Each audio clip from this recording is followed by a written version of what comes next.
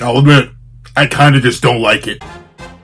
What's up, guys? I'm Little Pencil here, and here to do a breakdown and discussion, a quick one, on how Sukuna air hops, how he manages to maneuver in midair.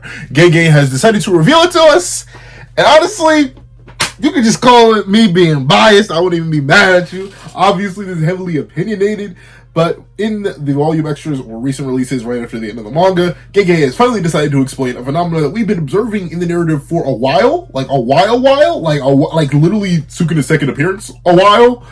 The air hopping. So let's not waste any more time and let's hop right into it. Editing me. Are you ready? 3, 2, 1, go. What's up, guys? That guy with a pencil here. Fun fact, I do aim to have it on me and keep it on me at all times. And another fun fact, did you know that Ryomen Sukuna is able to air hop? AKA, in the middle of, air, he can just jump.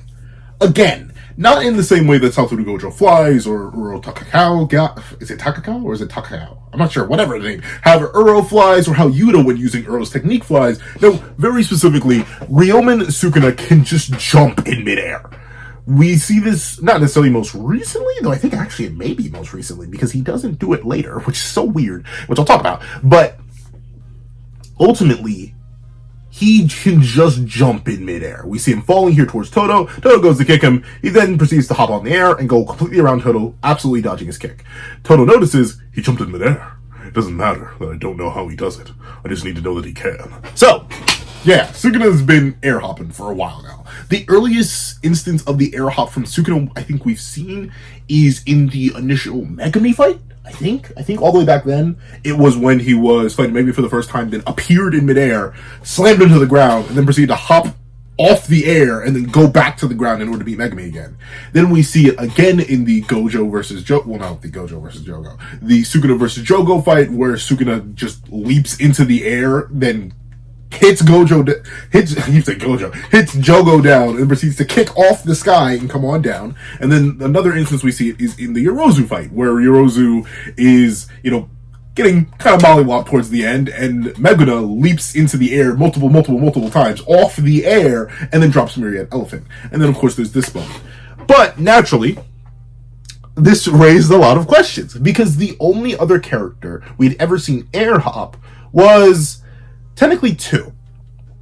And one of them was, of course, the heavenly restricted beast of the Zenin, Maki. Now, particularly, we apparently had seen Toji air hop before. The motions and movements he was doing back in the Hidden Inventory arc were actually him air hopping. Or at least I feel like it's retconned into that being him air hopping, but essentially him leaping from building to building. No, he wasn't just clearing them in single bounds or running across the ground. He was literally just walking on air.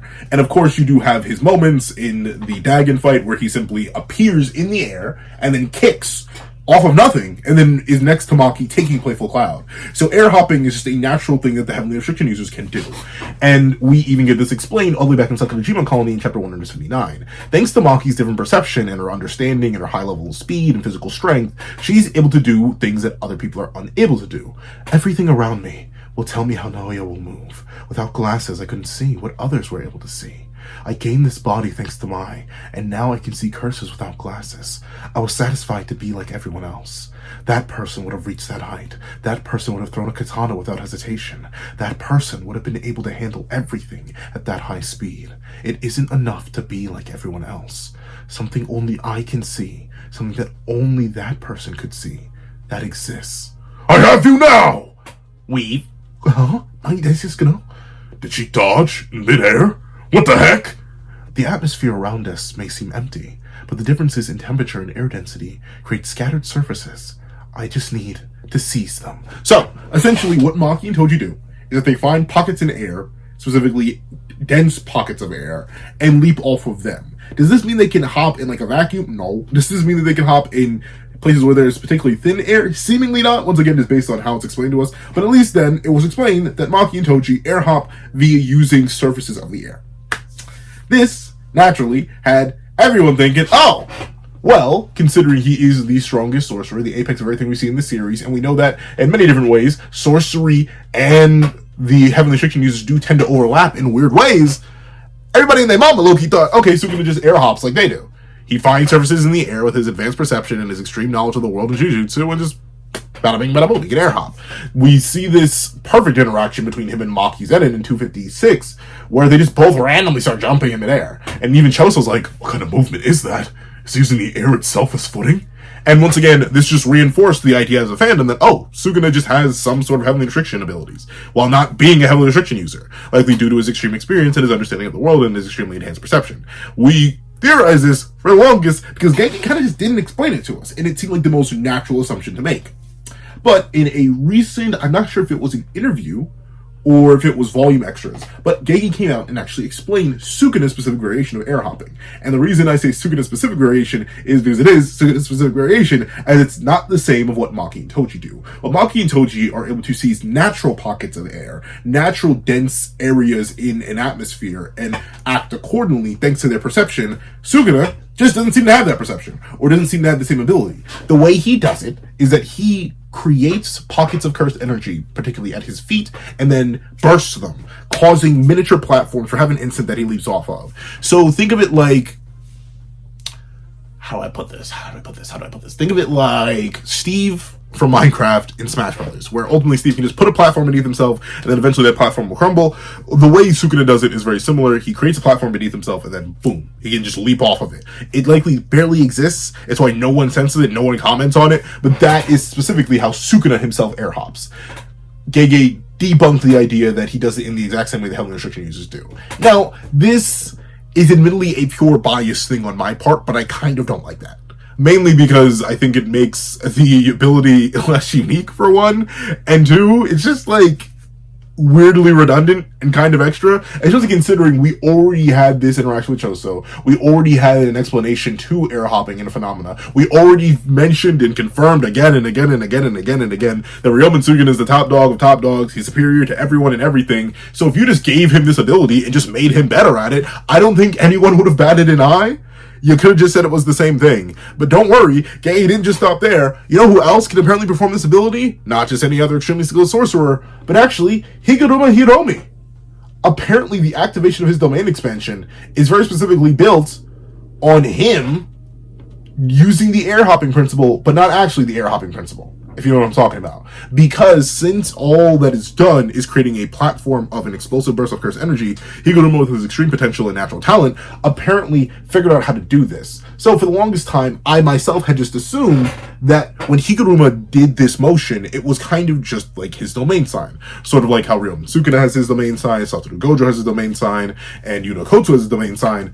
I thought this was just his domain motion, and he said domain expansion, and bada bing, bada boom, it popped out. In fact, we had seen a variation of his domain expansion activation in chapter 244, where while his hammer is in a completely different spot, he ends up activating his domain expansion. I believe this is the second time we see it in the entire series. We don't actually see it that often, and because the Yuji doesn't tell him to activate his domain expansion again, he demands a retrial, and then bada bing, bada boom, it ends, and then we cut away from Higuruma for a while, and then we cut back, and this is the only same use of it.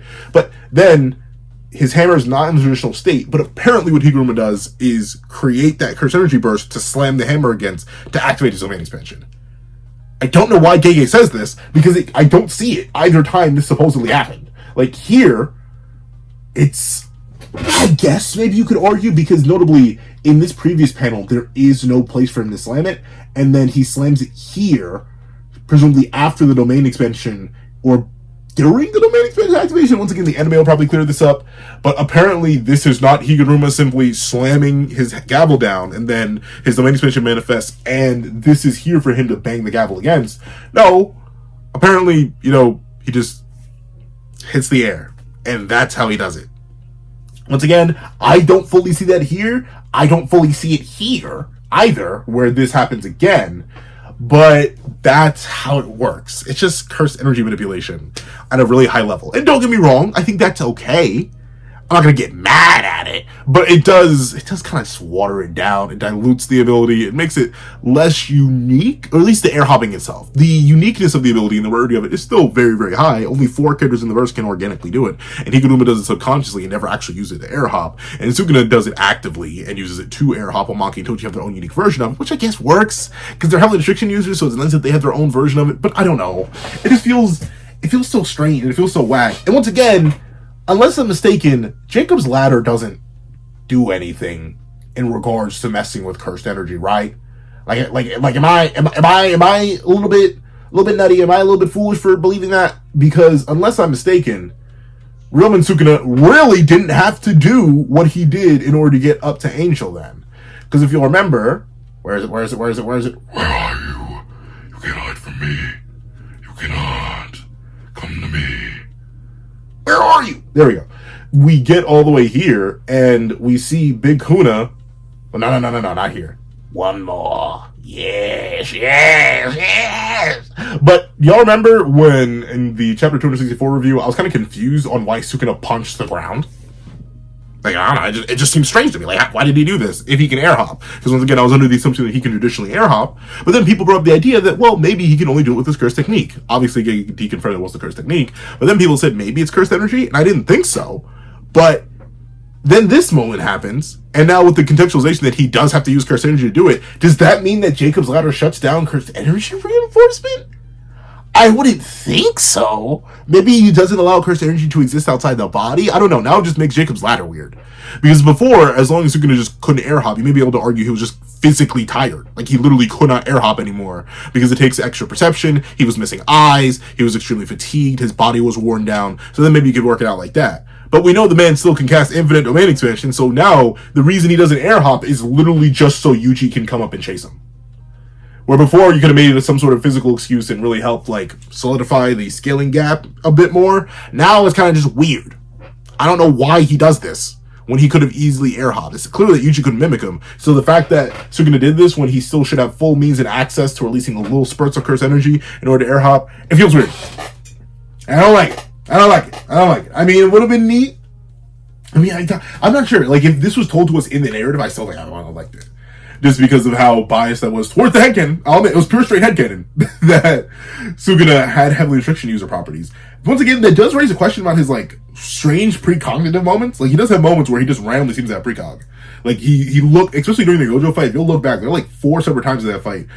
The most famous one that comes to mind is when Gojo's, like, speed blitzing around him, and then a clone goes in to punch Sukuna, but Sukuna ignores it and immediately catches the right Gojo because he just knew somehow, which I thought was an example of more heavenly restriction abilities, but apparently possibly not, considering the only other heavenly restriction user ability that Sukuna would have had access to would have been the air hopping and the soul perception. But then again, it seems like the soul perception only comes to it being a byproduct of having Megami inside him or being fused with Yuji. And also maybe having something to do with the fact that he was split in the fingers and his soul was divided and stuff like that. And at the same time, now with air hopping removed, that would be the only heavily restriction user ability he has, and that would just seem weird now. So I don't know. I guess that's just more Sukuna battle IQ. I don't know. I kind of don't like it, but that's how Sukuna air hops everybody. He specifically uses the air itself. No, I immediately messed up. He does not use the air itself. He uses bursts of cursed energy from his feet in order to make miniature platforms to hop off of. He and Higuruma Hiromi are the only 2 characters shown in the entire series to be able to do this, as even Satoru Gojo himself never displayed this ability, but obviously that's because Satoru Gojo can fly, so he doesn't need to display the ability. But still, thanks, gang. Cool clarification.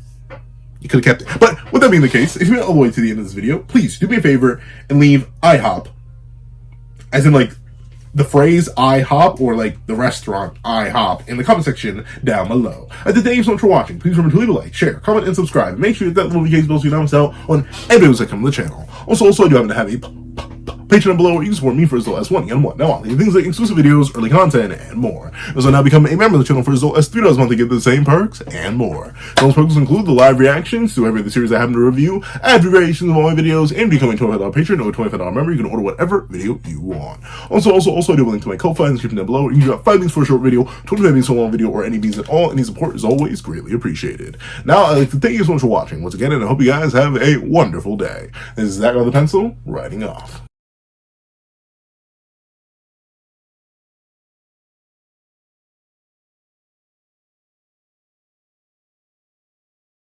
I'd like to give a thank you to our $3 members: Zara, Greyhound, Eternal Flame, NMA, Real Rare, Red Wolf 4765, Astro, Brandon Payne, G Prosper, and Glacier XZ. And I'd like to give a thank you to our $5 patrons: Midnight Lord 21, Kevin Encarnacion, Sean, Igneel Lind, and A+A. And I'd like to give a thank you to our $7 members: Fine and Austin Wimberly, A Uchiha, along with Yuki Ally. And I'd like to give a big ol' thank you to our $10 members, Robbie Uchiha, Jay Warrior, and AZ Void. And I'd like to give a thank you to our $10 patrons, Overlord Zero, Joaquin Munoz, and Idem Okami. And I'd like to give a final, giga, legendary, superhuman, beyond the bounds of reality thank you to our That Guy with a Pencil tier patron. Okay. Calvin Elder.